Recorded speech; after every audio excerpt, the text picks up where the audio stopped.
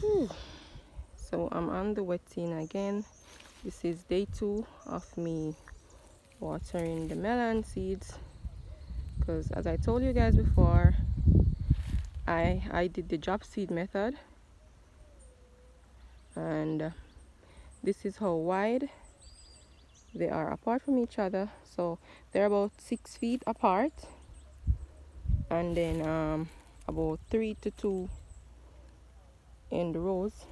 So it's about after 6 in the morning, and I'm at it again doing the watering method, hand wetting.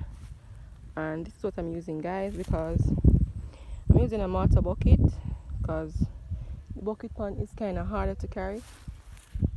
Those one by the drum, they hold more water than the mortar bucket, so I'm using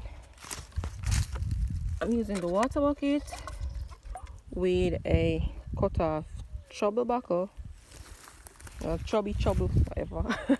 So this is what I'm doing, guys. So you're gonna clasp your hand over it like this, and then dispense it around the ground in the area that the melon seed is planted, so that you don't beat out the melon. You don't want to pour it, because if you pour it, you're gonna go ahead and beat out the melon seeds.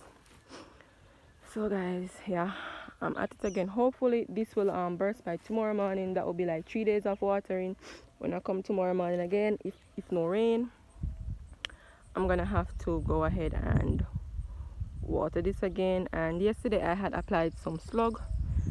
I had used snail slug mixed with rice, and I used some Caratrax and Diazon with rice, and I flash it across the ground to keep off the insect. So yes, guys,